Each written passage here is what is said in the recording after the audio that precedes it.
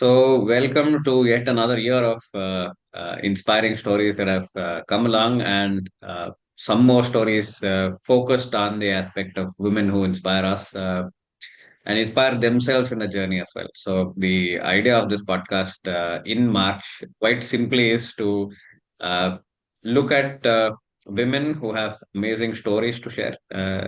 And great accomplishments in the process, but not necessarily great accomplishments only. They have stories, they have experiences, they have looked at life very, very interestingly and are ready to share it so that more women come forward and share stories. And I firmly believe that the more stories we share, the better it gets. So Preeti, my friend here, has agreed to be the first person on this year's podcast for women. So Preeti, if I have to introduce her and all the accolades that she has, it will be a little formal introduction. But Preeti is a very good friend. You can talk to Preeti for hours, and you'd still be like, "Oh, I don't think we've spoken anything." And she's a pet mom, and also somebody who loves sharing her journey. And she's certified with the ICF. She's also a coach. She's a trainer. She was a professor before. She's moved, I think, six, seven countries, if I remember right. Could be more. Preeti will tell you more. So she's a versatile, experienced person and a great storyteller. So welcome, Preeti, to this entire episode. Thank you, Sunil. Thank you for inviting me actually to share my story. And I don't know if this story can inspire others, but I really would love to share what my experiences are. And just to It talk with it you. will. Yes, just to have a good conversation with you. Absolutely, absolutely. And good conversations always are inspiring, interesting. So, to answer your question, I think I will definitely walk away from this conversation inspired. So, your plus one subscriber is already there. The rest of the world will also follow. So, Preeti, you're ready to, check the first question. I can always do that. Yes. So, if your life was to be a 30-second reel, and you had to think of the most interesting moments and significant moments you've been part of, what all would you add to that reel? 30-second reel. It's too 30 less, Sunil, because I have played many roles, and many women, actually, it's not only me, many women, they play many roles.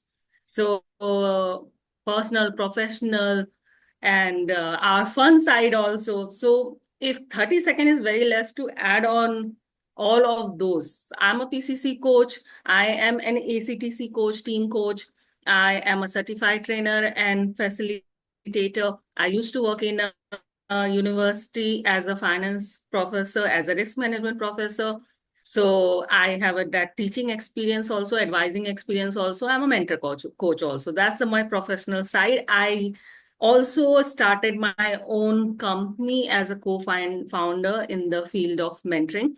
So I have played many roles in a professional setting, but in a real setting, if you ask me, I'll just want to put my who I am as a person. As a person, I'm a mother, and you talked about it. I'm a mother of. I have a pet also, so I'm a mother of pet. Very jolly, very demanding, greedy pet, a small dog whom we love a lot as a family. I have two daughters. Teenager, crossing that teenager age, so I'm past that teenage, that phase where mothers always talk about, oh, I have that teenager daughters and son.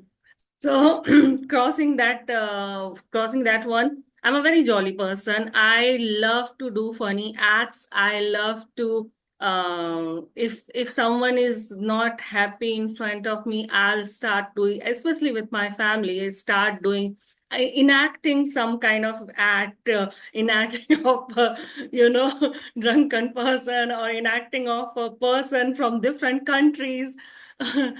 So I love to enjoy in that way.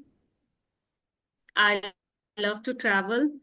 and we have been into different countries, and I travel a lot. I have seen many places, and I am an artist. I love doing art. That is something which I really feel that gives me energy, that gives me boost. I Whenever I feel something is not working, I just go and play with my colors without any agenda. I just play with colors, and there's something beautiful comes out from there. I also love cooking. I I can cook Indian food as well as many different cuisines also. I also love event management. So I did so many events in my life, and my main one for my immediate family, the surprise parties, theme parties. And I always gave them those surprise theme parties without them knowing that something is happening behind the scene. So Interesting, interesting. So, I'm sure there are more, right? So, you talked about your pet, you talked about different countries, artists. So, what's your favorite thing of being an artist? being an artist, it actually it actually demands nothing. It actually give you that flow, it actually give you that harmony, it actually give you that relaxation where you don't have to prove anything. You just be with the colors, you just be with just be whatever is there in your mind, and whatever you are thinking. So just give you that relaxation, that mindfulness. For me, it's a mindfulness technique. um, I just forget about each and everything going around me, and I just play. So being an artist is like expressing myself in a very different way, and there no one is there to judge you, no one is there to explain it to you what to do, what not to do, and you just be there who you are, and you create some artistic pieces. For me, that is the art. No, I think spoken like a true coach, right? So you are in there fully mindful, fully in the flow, no judgment. I think, yeah. So maybe we judge our own writing, or the writing will not judge us back, or our artistry will not judge us back. Say, oh, that could have been done better. This could have been done better. Every stroke is actually a master stroke. Every art is a masterpiece. I definitely believe that. So going a little bit in terms of going back in time, I know quotes don't go into the past, but how was it growing up, and what is your most favorite memory? So growing up, I've always been a person, overachiever, never came second in my life. From the very beginning, from the nursery class also. I still remember the day when I was in a pre-nursery. I was just, I believe, 4, 5 years old. I still remember that arena, that place where they have given me the gold medal. Uh, uh, that ambience, still I remember those. So I was very overachiever. I never I remember I came second only on in the class of 7. When I was in grade 7, I came second, and that day I cried a lot that I came second. Apart from that, till masters, I never came second, always been an overachiever, always wanted to do something, a very career oriented woman, uh, and very pampered child also. We were 5 siblings, but I was the most pampered one. I still make my siblings jealous, saying I was the most pampered one because I used to study more, or I don't know. I just used to be pampered. My father used to call me Maya, mother. And he had that connection with me that I could able to scold him, I could able to snatch things with him, which was not good for him. So I had a very good and different relationship with my father, my mother also. So very pampered child, very over achieving, always wanted to succeed, those kind of person. Did good in my masters, wanted to be a very so my thinking at that age was to bring myself on the top, you know, Mm, on everything what I do, what I uh, can do, or what I want to do. I did my master's, and then I got married, but life had a different, plan. I started working, but then the complications, some of the things, with the pregnancy and all. So I left my job, and from there I had a break. I took a break. Um, I took a break. I had a break, and then my story has been into different ups and downs, turns, movements, circle, round, everything. Today I feel, today I feel to circle it back to my overachiever thing. Today I feel there's nothing called overachiever. It's always a competition with you. To you. It is not from absolutely. any other person. So earlier I used to compete with my classmates that I want to come first. Now it is not about that. Now it is about aligning myself to what I really want to do in my life, what is my purpose in life, and where I want to move forward in my life. It's not about first or second anymore. It's not about seeing me in every aspect of life, the first or overachiever and all of those things. I have understood now that it is about you, who you are. If you get that, that's the overachievement of you in your life. Absolutely, absolutely true. So, I wanted to, just pause at some point and say, you know what, there is nothing called overachieving. All that you're achieving is what your journey is. So for me, even growing up, this was also a space where I said I'm not competing with anybody except myself, and that is a very clean journey as such. I was never into competing with others. Made my life a lot more easier. But I was never the first rank. I think never in my life have I had a first rank streak at all. So I'm a little jealous there in terms of whatever has happened. But I think I was never worried about what marks, what was I reading. Except I really wanted to understand the concept, and that was that, and that curiosity never went out. So while you were talking about overachiever, I think I had two questions, and you spoke about the aspect of overachieving and always wanting to be, at the top of the game. And life, I'm sure, has never been that easy, right? So it's never been such a flat line or a standard up ramp. So what do you do when things don't work out the way you want things to work out? So, if I understand your question, Sunil, that uh, what I do when I don't achieve things, that what you want to. Any challenge, anything that suddenly pops up that's not accounted for, and so anything out of the comfort zone, how do you work with it? Okay. So, see, when I started my journey 20 years back, it was like that time I used to get frustrated. Definitely, I used to feel that what is happening and why it is happening to me only. Though it was never a big thing when I look back now, I feel why. But still, that time the feeling was like that. But slowly now at this stage, uh, when I see the comfort and I see something is uncomfortable, I see it as an opportunity. I see it as an opportunity to grow. I see it as an opportunity to learn. I see it as an opportunity to experience something new.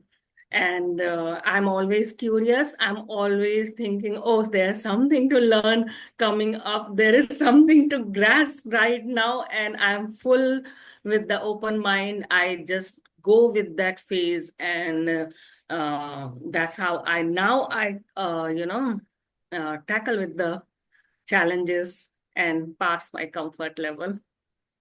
Fantastic, fantastic. You also spoke that you found your purpose, right? So because you're talking about people, passion, and purpose in this podcast, what's your purpose?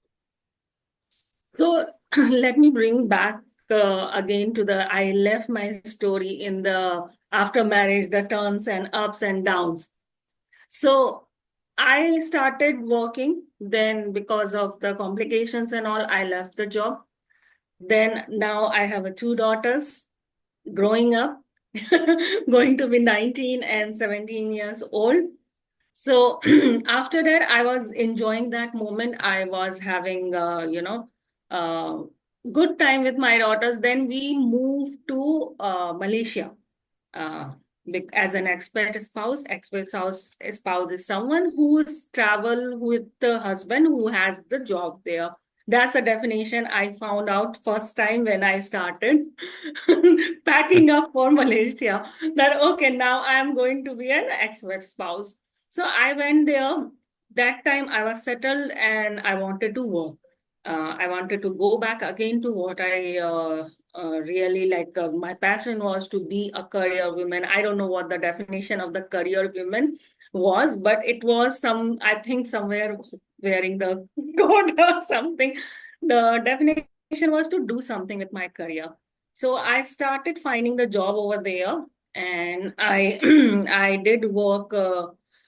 So I did so many things in Malaysia in my 4 years in Malaysia. I taught Indian cuisine. I also worked in like I'm not worked, but I have gathered because there was a gap in from my studies to then I decided again go back to the workforce. So there was a gap. So I started working on myself. So I started working on uh, my sitting in the library, reading, researching. Then I found the passion on researching. So I started researching on microfinance that time. So I'm a finance background. I am graduated from BHU, Masters in Finance and Control. So I have a passion for finance. So I started researching on microfinance, and I've actually written some articles also in the journals. I published it also. I have attended so many workshops, so many seminars, so many conferences, and brought myself to a level where I was at par to my understanding, and to reduce that gap uh, impact actually. So I did that. After that, we moved to Philippines, and there I found an opportunity to one of the best university there. So in Philippines, there are two universities always competing with each other. So I got a job, first job in after that gap as a assistant professor level 3, not level 2 or 1 also, because I've worked a lot in researching and all of those things.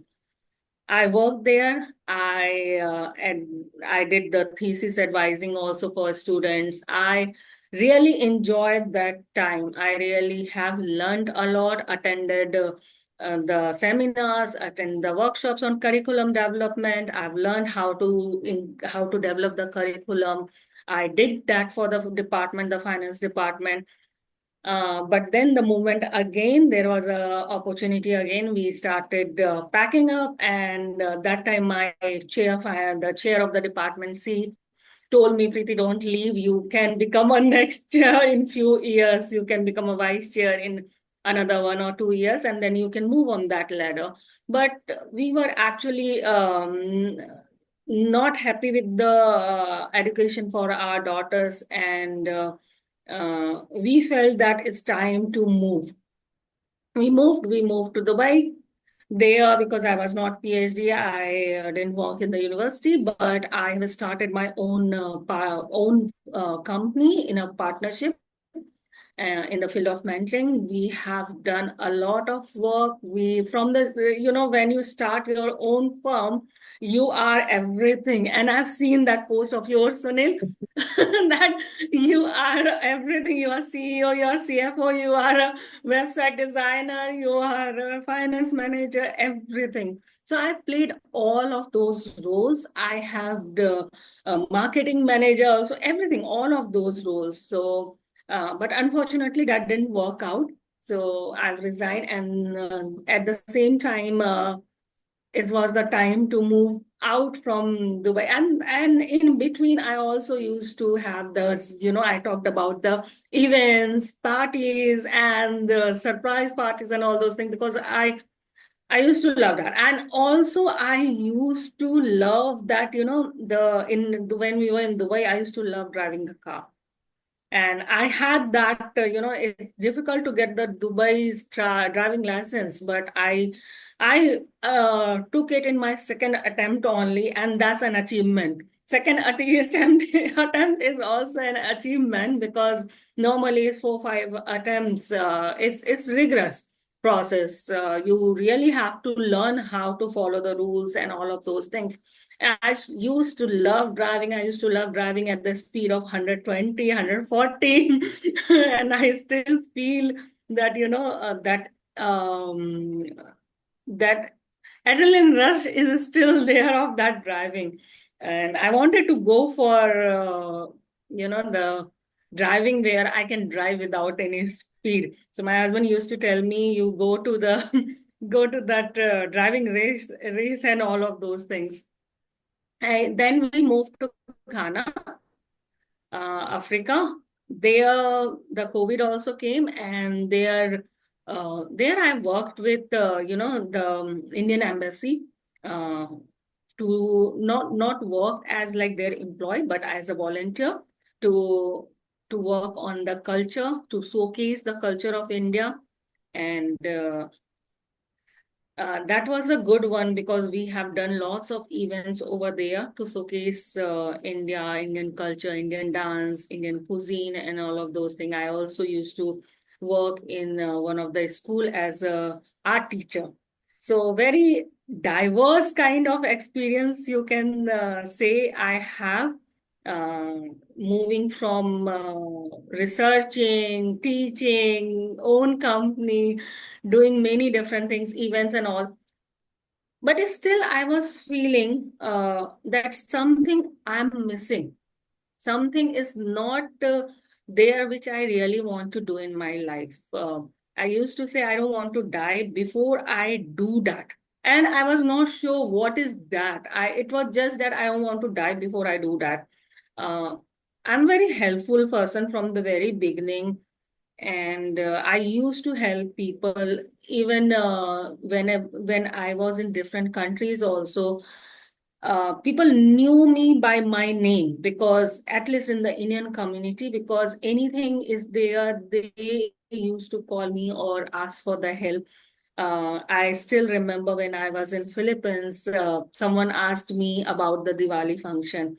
And the day after that, I had a Diwali function at our home, a big party where many Indian families were about to come. And I told them, you also come, meet family, Indian family, so that you will feel here, good outside the country also. So I've always rooted myself with the Indian culture, Indian food, Indian tradition, all the festivals I've celebrated, all the whatever rituals I used to do in India, I did there, and I did it like my family used to say, "Ki you are outside, but still you do it in a way that it should be very rooted one." All the get up also, the dress and all the way. So I was down to earth and rooted myself, my culture with my culture, and my beliefs a lot. And I gave that to my daughters also. Somehow they understood that wherever we go, we have to be connected with our root. We should not forget our root. Whatever we want to do in our life, wherever we want to go, wherever in this whole wide world, but still we should be rooted. So that is one thing I've done. So still I was feeling that something is missing. And then I've started searching for it. And every time I was also feeling that every time we move, there is a gap, because every time you move, you have to settle your kids to the new place, settle yourself, also settle the family. It was not easy. I'll not say it was easy. It was not easy to some point. It was difficult also managing everything, but at the same time, when I look back right now, at this moment, I feel those have shaped me. Those experiences have shaped me, shaped my family, my daughters also. They are very diverse personality now. They can adjust and adopt anywhere. Uh, because of those experience, they value culture. They value different culture, different sense. They have that culture sensitivity. So these experiences have shaped us, and so I was looking for something, and then my husband has told me there's something called coaching if you want to explore it. I researched it, I'm a researcher, so I researched it. I went into deep and find out everything. Still not very clear what coaching is, how it will work, but I felt the aspect of this is about people. This is about uh, helping them somehow. That was the understanding, and that what I was actually doing it without knowing it also. So I felt, okay, this is something which I feel this is for me. This will solve that answer, that question, that I don't want to die without doing what. So I felt this will solve. And I started in 2022, early 22. 2021, actually, I started exploring. 2022, I enrolled myself for the course. And from there, now I am in 3 years, I'm a PCC coach, more than 900 hours of training, coaching experience practice. I am a team coach also, credentialed ACTC coach. I'm a certified trainer and facilitator also. I'm an emotional intelligence practitioner also. I also did ULAB 2X theory U, that talks about how you listen, how you open your heart, open your mind, open your will. So I did that, and I also did ULAB 2X, where we have created a prototype. We are a team of three. So we have created a prototype about the leadership lab, where we talk about how the leaders can be more empathetic, how they can open their mind, open their heart, open their will. And there are some of the exercises, some of the activities are there which can bring all those aspects into the leader. Once someone told me, you anything is there, and if I ask that what is about it, you have the answer. Because after I found the coaching space, I never looked back. I wanted to know more and more about it. I did emotional intelligence practice, that course. I did positive intelligence also. I did mindfulness also. So I really wanted to know more about it. I did a basic course of NLP also, but I felt no, it is getting too much for me. I really want to stick with whatever I have learned. So I'm a lifelong learner. So still now the learning never ends. I still am very curious. I still want to learn more, and I'm learning many more things every day. I'm learning many more things with the conversations we do in our coaching conversations also, with our clients, with our peers also. Like with Sunil, I always have something to learn, or many other friends which I found in this coaching space. So now I feel I'm in a right direction. Still long way, still work in progress, and still working on myself. The self work is still going on, and I'm here. As a coach, forgot to, say, do the vapas, the paraphrasing of all that you said. It it is beautiful to simply sit here and listen to it. You spoke about so many aspects. We started with an expect wife or an expect spouse, right? to then look at it from so much. Every time I see a pattern saying, "Oh, Preeti is a people person. Preeti is the helpful person." I think what I also looked at was this very interesting word called cultural sensitivity, which was something for me as I made a note of that. And I think yeah, wherever you put your head to, I think you've been very successful or interested in it. And maybe not successful as the right word. You may have been successful, but that's not your end. That's not the end game. Also, I think conversations with you and to a lot of things is that the energy that you bring to people, and also people that bring more energy, and it becomes a cycle. So I was curious. One of those questions that I had, the coach questions. What's your relationship with silence? Relationship with silence. Yeah. That's a very important question, actually, Sunil. As a coach, we all know the value of silence. We all know what's the value of, taking Hmm. pauses. In the journey of life, we forget about taking pauses. We forget about practice that silence and just keep quiet, just be there in the moment. We never pause to reflect. So it's very important, and that's why I've been telling this from the beginning. Now I'm different.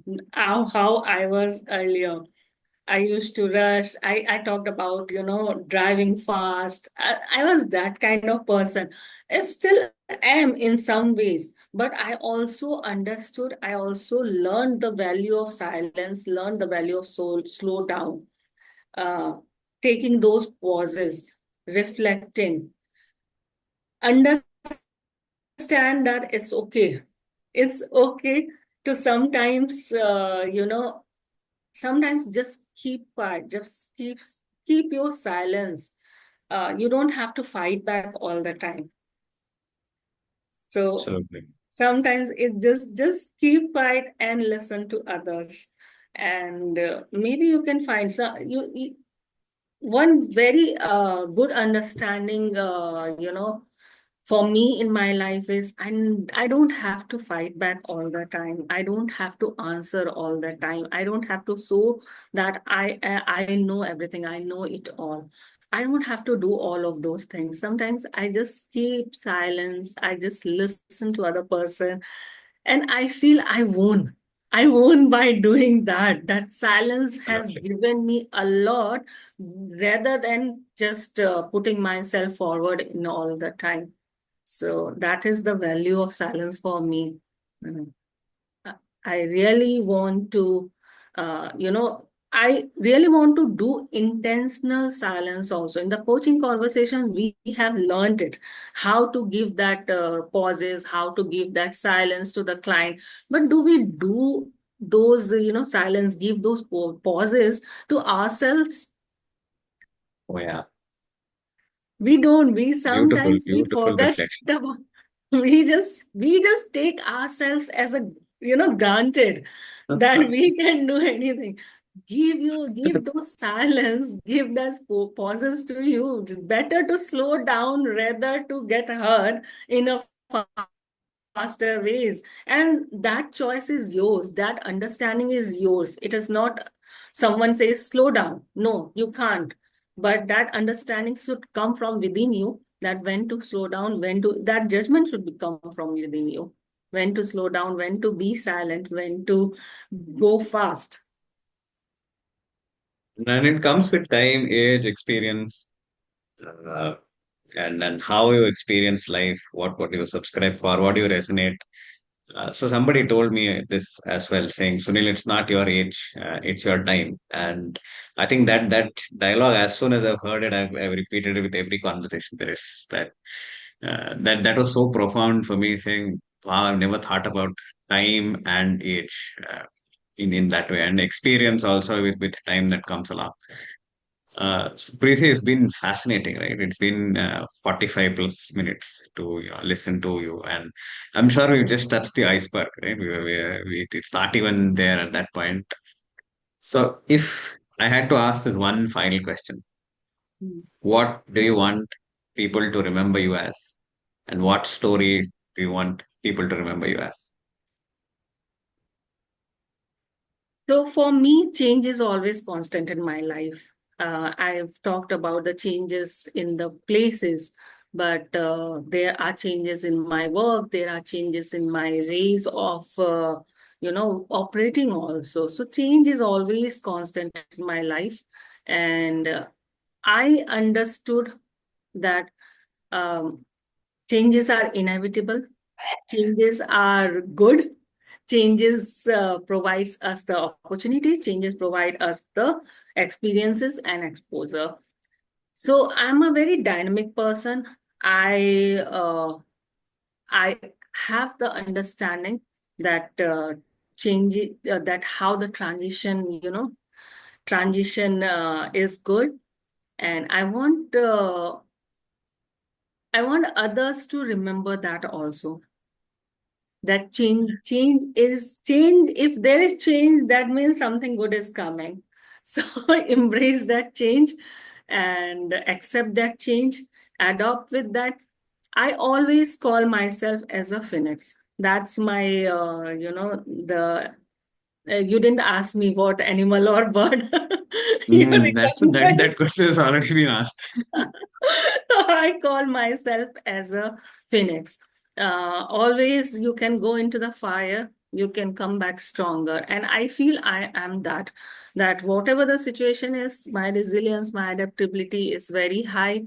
And I have learned it all this on the way of my, the journey I have had. And I'm still learning. But we should be proud of whatever is there. We should be, I used to say uh, that I have no concrete, understanding of one thing, or I've never stayed in one place. I used to see is as something which is not and not something positive. But now I realize that all the experiences, all the movements, all the moving here and there, all the changes have shaped me. Actually, universe was aligning me with what is needed, and it was all the ingredients. I said I love cooking, so these were all ingredients which was coming up slowly one by one, and now I'm a full cooked meal. There is still a chance to make it more I'll not say perfect, but maybe to the other person everyone has different taste. So but yes, it's still work in progress. But those ingredients have helped me in my life at this moment. Yeah, I think, yeah, beautifully put. All the ingredients coming together, the universe at times knows when to add what element in order to take you in a different direction. So because you're doing it for Women's Month and you are an inspiring woman, I'm sure you have already inspired multiple women who have multiple roles and multiple ways of life. One word for you, or possibly one aspect that you leave people with to reflect on, and possibly not as advice because coaches don't give advices, but one thing that you want women to reflect on. So I have seen many women, after a career lapse or a gap in the career, it's difficult for them to come back again. I am part of one of the project for come back to career program also, where I help women, uh, where I wear different hats, coaching and as well as mentoring. So it's not an advice, it's just a sharing from my own learning is that always trust on yourself, never leave the hope, and just just find out who you are, what you want to do, where you want to go. So do some goal setting for yourself. Step by step, you will reach to that goal. Everyone has their own unique stories, everyone has their own unique experiences. Bring those together, bring all of those together, and then you find out who actually you are and what you can do, what others can't do. It's not a competition, just compete with yourself. what you can do, what you cannot do. Just find it out and move forward from there. Wow. I think we've traversed quite a lot of, experience real estate in this particular episode. And Preeti, I think this is your first episode. I'm sure it's not the first and the only episode. This is the first of many. You're always welcome to share more thoughts, more experiences. I think we could also explore further podcasts. But for today, I'd like to pause here and maybe give you one opportunity more to ask me a question. So Sunil, if you we are talking, it's like more than 50 minutes. Mhm. So one thing you remember from our conversation today. I told you cultural sensitivity is one of the words that I think for me was the most interesting part of it in that space. And more than I think a word that I remember, I think it's that experience of who you are, the transitionary experience that I was sitting through, from somebody who has traversed so many roles, definitions, and I think for me, also that question of what's the relationship with silence, I think it was a very playful kind of a question I asked, saying Krishna's being playful with all his friends. So I wanted to ask that, saying very curious to say, I see you saying, oh, I do this, do this, do this, do this. What if everything is not there, and what's Preeti's reaction to it? But I was, yeah, I think, fascinated by this, and definitely, like I said in the beginning of the podcast, there's always a plus one inspired person. I think there's me that's got that inspiration already. So that's where I'd like to, that's how I'd like to answer this. And oh, thank you so much for agreeing to be a part of this and sharing your story. And yeah, much thanks to the universe for bringing us together. And finally, this is also ticked in our checklist of saying we've done a podcast together. Yes, yes. Thank you so much, Sunil, for calling me Most welcome. and having this conversation. Absolutely, absolutely sure. Thank you.